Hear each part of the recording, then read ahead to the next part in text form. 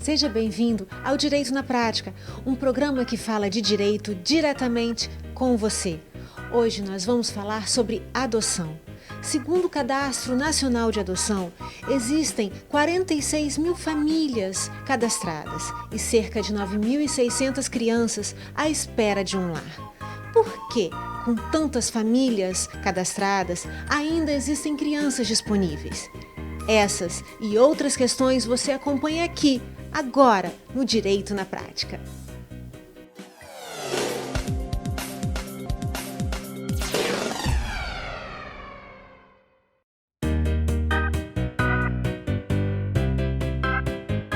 A adoção no Brasil é regida pelo Estatuto da Criança e do Adolescente, o ECRIADE. Adotar uma criança é estabelecer um vínculo legal entre duas pessoas por intermédio de um ato jurídico, permitindo que um indivíduo seja legal e permanentemente assumido como filho por uma pessoa ou por um casal que não são seus pais biológicos. Além disso, a adoção é responsável por muitas histórias de amor, superação e felicidade. Formar uma nova família exige preparação e disposição. E como a adoção funciona na prática?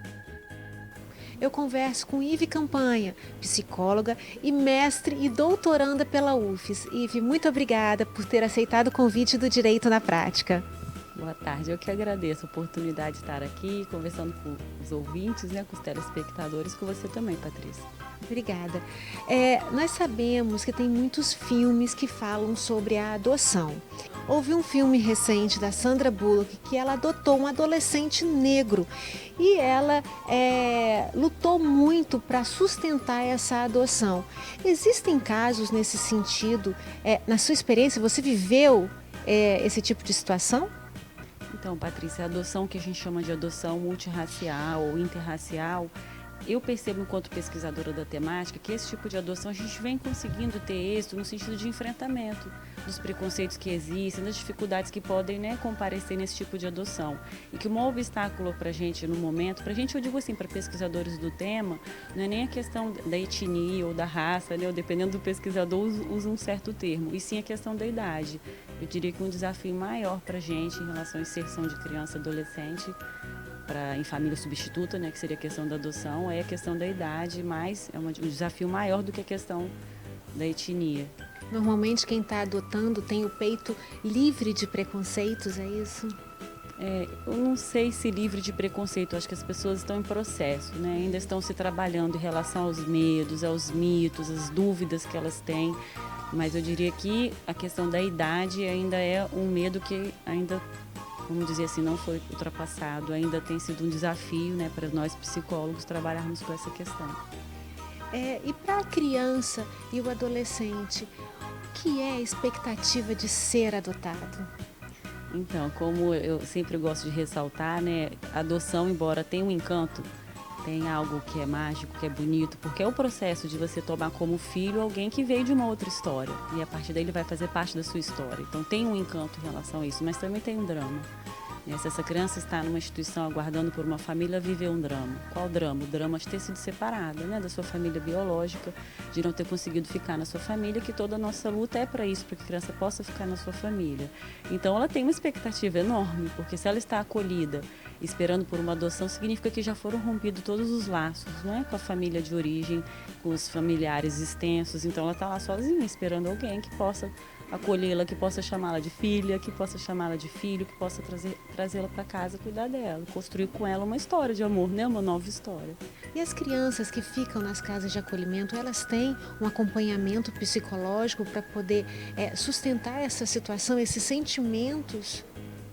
Vamos dizer assim, pela prerrogativa legal, sim, Toda casa de acolhimento tem que ter uma equipe mínima, então eu acho que esse é um direito que as crianças têm conseguido acessar, no sentido de existir equipes, de existirem equipes multidisciplinares para ofertar essa escuta, ofertar um acompanhamento, mas a gente vive no Espírito Santo. As pesquisas mostram isso, não só no Espírito Santo, no cenário nacional, de uma precarização das políticas públicas em relação a isso, porque a gente vive um momento também social doloroso, Então a gente tem abrigos com muitas crianças, a gente tem dificuldade da equipe técnica em como é que se diz, em prestar um serviço, né, de qualidade, de cuidado, de singularidade, porque se é uma equipe reduzida e a gente tem casas com muitas crianças, né, é um desafio também maior para a equipe técnica.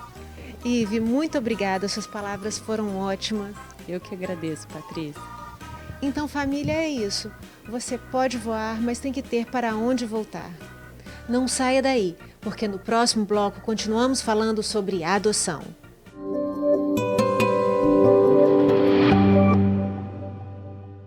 Direito na Prática, com Patrícia Botti. Oferecimento FDV, a Faculdade de Direito de Vitória. Taliev Gastronomia, a sua refeição saudável. SA Ambiental, prestando serviços especializados e atuando para um meio ambiente sustentável. E Centro de Evolução Profissional CEP, 22 anos preparando vencedores.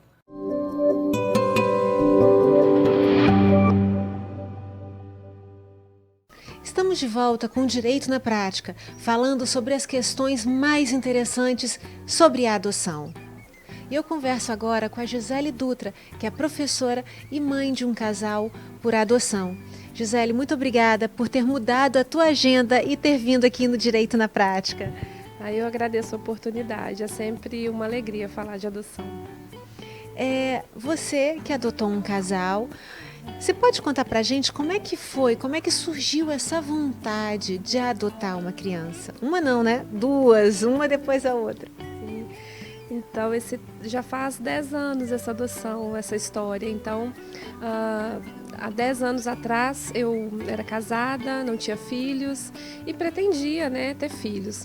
Só que por questões de trabalho, questões profissionais, eu sempre adiava a gravidez, E aí, num desses anos em que a gente faz um planejamento e eu sempre acabava optando pelo trabalho, eu decidi entrar num programa chamado Apadrinhamento Afetivo.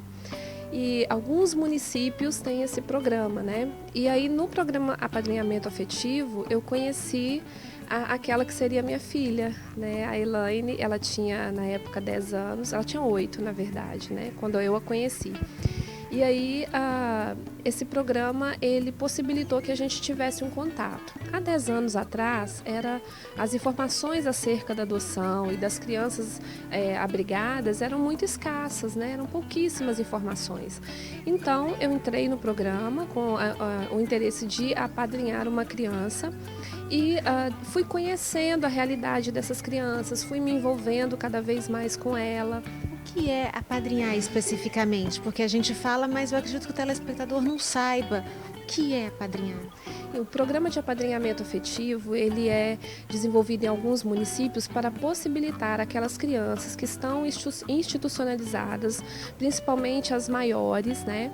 E aquelas que possuem alguma necessidade especial, para que garanta a elas o direito da convivência familiar e comunitária. E aí você queria apadrinhar? Isso, aí eu entrei no apadrinhamento, né? Mas eu não esperava que eu fosse me apaixonar por essa criança, que hoje eu entendo que era minha filha que estava me esperando mesmo. E aí eu fui conhecendo, né, a história dela e fui conhecendo o processo também, porque eu não sabia como funcionava, e vi que ela já estava destituída e vivia no abrigo há 3 anos. E eu fiquei tentando entender, buscar mais informações, o que ia acontecer com ela, né, se ela não fosse adotada. E aí eu soube que as crianças, os adolescentes, ao completar 18 anos, eles não têm mais, o Estado não cuida mais deles, eles têm que sair E pra gente que teve família, sabe como é importante nessa fase, aos 18, aos 17, ter pai, ter família, e imaginar que você aos 18 anos... Exatamente, o que vai ser? O que vai acontecer? Essa é a grande questão. E você, vivendo esse questionamento, olhou para a Elaine e se apaixonou. Exatamente. E assim, não foi por causa disso, mas ao compreender essa situação, isso tornava mais evidente o que eu sentia por ela, porque hoje a gente fala que para adotar, você não adota para fazer uma caridade, você não adota para fazer o bem, você adota para ser mãe, você adota para ser pai. E como é que foi você, depois de passar por todo o processo, tê-la em casa, porque antes ela te chamava de tia, não devia ser uma tia e tal. E aí depois de passar de tia para mãe. Foi um processo mesmo, assim. E com o Cauã foi mais tranquilo, ele tinha 3 anos, então ele assim, foi muito natural, né? E engraçado porque ela viveu 6 anos na família biológica e 3 anos no abrigo, então não tinha, ninguém ficou na vida dela até aquele momento, né? Todas as pessoas passaram pela vida dela. Então era compreensível que ela não confiasse totalmente em alguém logo de cara. E aí foram mais ou menos assim uns 2 anos de aproximação. Mas logo que a guarda saiu, era muito engraçado porque eu esperava muito ouvir essa palavra, né? E um desejo muito grande. E aí eu dizia para ela assim que ela poderia fazer isso no momento dela, né? Porque já faz 10 anos, mas eu sempre me emociono. Porque contar é reviver isso, né? Então, assim, era muito engraçado porque ela corrigia o Cauã, falava, não é mamãe, não é titia, é mamãe. Mas ela não conseguia falar. E aí, assim, só que com o cotidiano, né, com os dias passando, nossa vivência em casa, e aí fazendo as coisas juntas, um dia ela chegou da escola e a gente estava preparando o almoço, né, e ela me contando uma coisa da escola, ela falou, mãe, se aconteceu isso. Aí eu parei e falei assim pra ela, falei, fala de novo. Aí ela, tia, e não sei o que. Aí eu falei assim, fala de novo, só um pouquinho. Aí ela falava e saía correndo pela casa. Eu corria atrás dela, brincava com ela falava de novo. Então foi uma maneira que eu encontrei dela conseguir, através da brincadeira, ela conseguir verbalizar uma coisa que era muito difícil para ela, né? E daí em diante, são mais ou menos 400 mães por dia. E ela, assim, ela se tornou uma amiga sua, porque essa confiança, ela foi construída, e a confiança que ela é construída, parece que ela é muito mais forte do que, de repente, uma imposta, não sei. Você teve um trabalho de conquista, né? Muito árduo. Então, assim, nesses percalços, nesses altos e baixos que a maternidade traz, em momento algum você teve dúvida ou arrependimento? Em nenhum momento. Nos momentos mais difíceis, eu sempre olhava para ela e é a minha filha que está ali. E se ela tivesse nascido de mim, eu ia fazer o quê? A mesma coisa. Gisele, muito obrigada. Realmente foi emocionante. Eu tenho certeza que a Elaine Cristina, ela é uma privilegiada por ter encontrado você. O Cauã também. Os adotantes são pessoas especiais, os adotados também são especiais. Vamos batalhar dentro do seu grupo, né? Que tem um grupo de adoção para que realmente os direitos das crianças sejam resguardados. Eu lhe agradeço muito toda a disponibilidade. Eu que agradeço a oportunidade de falar de adoção e eu costumo dizer que nós pais é que somos privilegiados por encontrar os nossos filhos e por tê-los junto da gente. E dá um sentido também à vida, né? Outro sentido, outra motivação para viver. E agradeço, convido a todos, né, para conhecer o Grupo Raízes e Asas. É uma organização civil, né? Nós estamos nas redes sociais, na verdade. Então, tem a página no Facebook, que é GAA Raízes e Asas, e no Instagram também, GAA Raízes e Asas, que é Grupo de Apoio à Adoção. Então, por lá nós conversamos, a gente compartilha a data e o local das reuniões, né? E todos são bem-vindos, não só pessoas que já adotaram, mas pretendentes e pessoas interessadas pelo tema. Muito obrigada. Agradeço. Nós vamos agora para um rápido intervalo. Fique aí, porque nós voltamos com muito mais.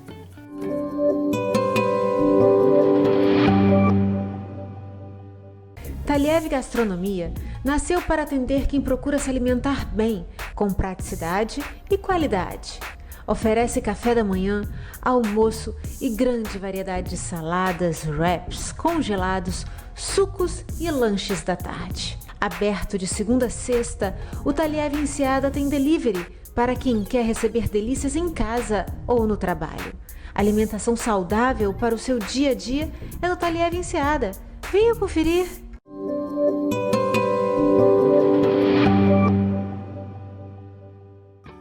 Estamos de volta com o Direito na Prática, falando sobre a adoção. Eu converso com a doutora e mestre Bruna Lira.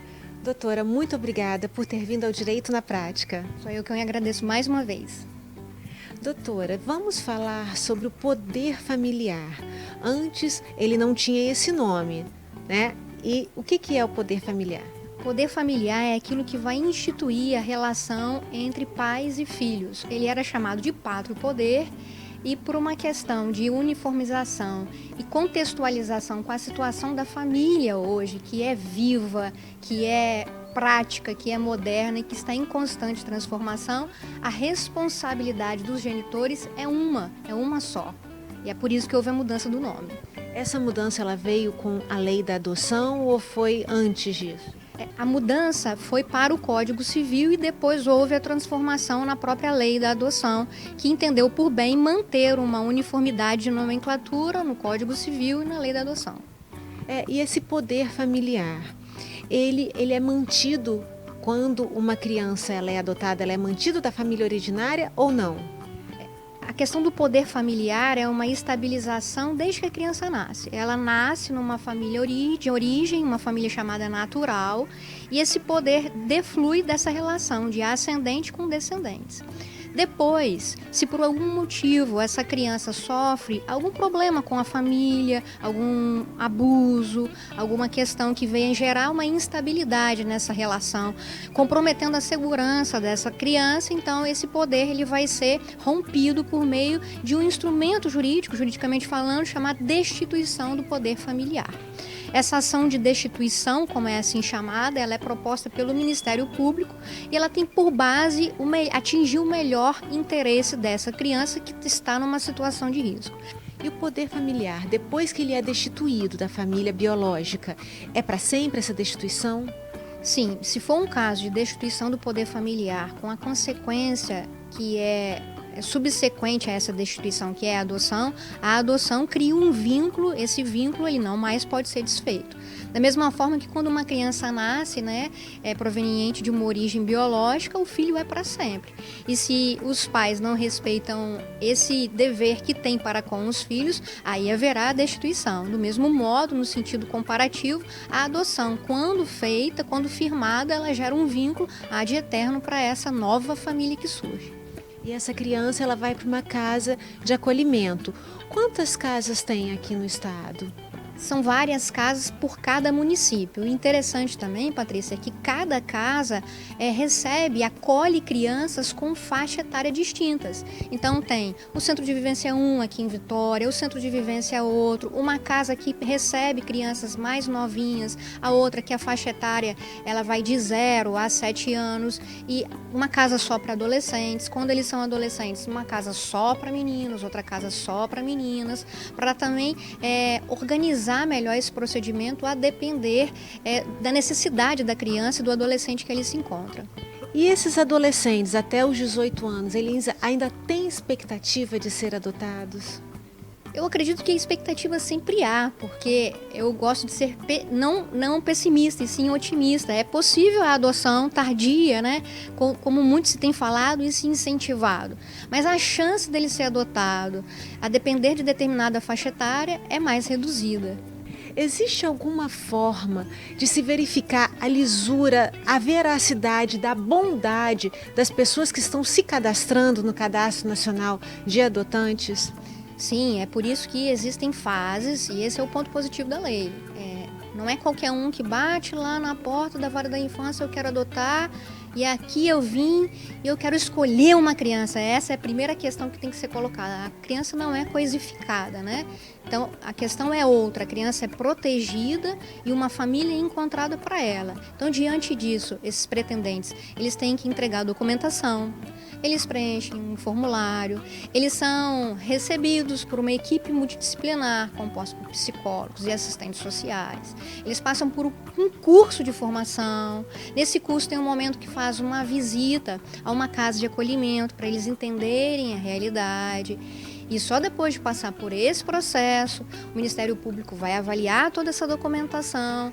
Aí sim, se for deferido o pedido, esses pretendentes de adoção, então, serão habilitados a serem futuros pais. E nós vamos ter aí algum evento a respeito de adoção. Quando é que vai ser? Com certeza, ainda não tenho data certa, mas vai ser no final de agosto e vai ser em comemoração aos 10 anos da Lei da Adoção, e o programa está muito convidado para participar e cobrir esse evento. Doutora, muito obrigada. Foi um prazer tê-la aqui conosco. O prazer foi todo meu. Nós vamos agora para um rápido intervalo. Fique aí, porque nós voltamos com muito mais.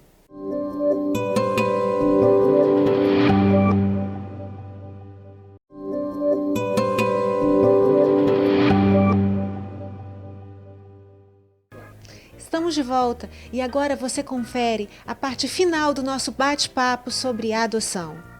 Eu converso com a doutora Jéssica Luz, promotora de justiça da primeira promotoria da Infância e Juventude de Vitória. Doutora, muito obrigada por ter vindo ao Direito na Prática. Obrigada a você pela oportunidade de estarmos aqui falando sobre adoção.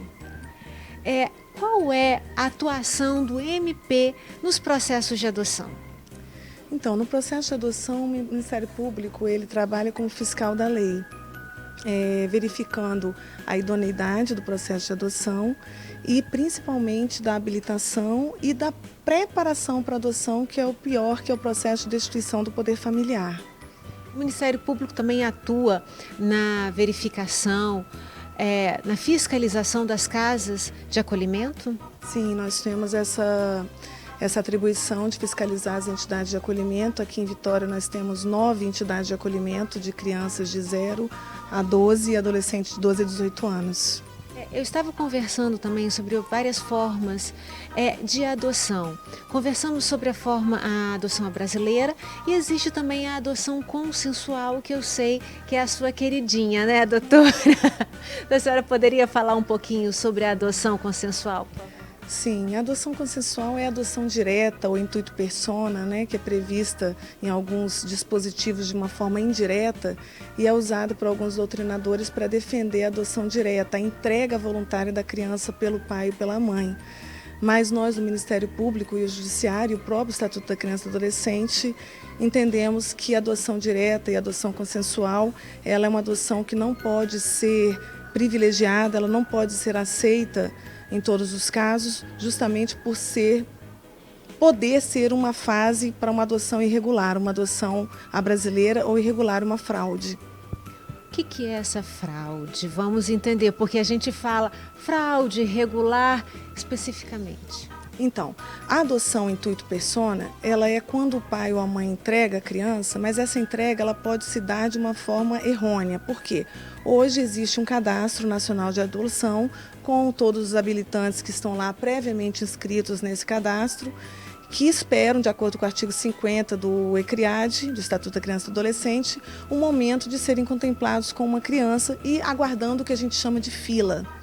Se a gente defende a adoção consensual, a gente está ao mesmo tempo entendendo que pode passar na frente dessa fila, pode burlar todo um sistema que foi construído e a gente também pode facilitar a existência de uma adoção que não vai ser o superior interesse da criança, que vai ser uma adoção feita para o adulto e não para a criança.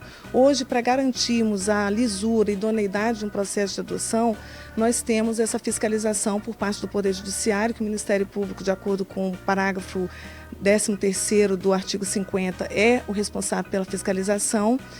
Nós temos a segurança de que essa adoção vai passar por uma fase de habilitação, os pais vão ser preparados, ter idoneidade física, moral, social para receber essa criança, passar por um curso de preparação, passar por uma série de estudos psicológicos e assistenciais que a gente não tem na adoção direta. A adoção direta, a mãe escolhe uma criança e dá. Quem garante que essa mãe que deu essa criança não está dando em troca de alguma coisa, em troca de dinheiro, que infelizmente é o que nós temos que combater, a venda de criança, a comercialização, o ganho de algum favor ou benefício para entregar uma criança. E a gente sabe que no Cadastro Nacional de Adoção existem muitas famílias que estão ali dispostas e também existem crianças que estão à procura de um lar. Por que essas crianças que estão ali à procura não encontram os pais ali? Parece que é um contrassenso, né? Sim, nós temos, infelizmente, muitas vezes que receber crianças que já estão em idade tardia, mas que agora, pela fase de vida que elas se encontram, os habilitados, os pretendentes habilitados, não estão preparados para recebê-la. A maioria dos habilitados, eles querem um bebê, eles querem o sonho da maternidade, o sonho da maternagem. Então, como disse a doutora Bruna, também é muito complicado a gente imputar ao adotante, ao habilitante, essa responsabilidade para fechar a conta. A gente diz que a conta não fecha. A conta não fecha porque nós temos muito mais crianças e adolescentes no abrigo do que temos habilitados. Doutora, muito obrigada. Realmente, assim, é um tema que mexe com a gente, é um tema que parece que não tem fim a luta, não é verdade? E muito obrigada, parabéns pelo trabalho da senhora. Obrigada a vocês, estamos à disposição para quaisquer dúvidas. Obrigada. E assim acaba mais um Direito na Prática. Porém, antes eu faço questão de agradecer aos meus parceiros, a Regina Pagani, que me veste, e a Raquel Pinheiro, que faz a minha maquiagem. Fique conosco e acompanhe o programa pelas redes sociais, Facebook Direito na Prática, Instagram TV Direito na Prática e no YouTube Direito na Prática com Patrícia Botti. Até o nosso próximo encontro.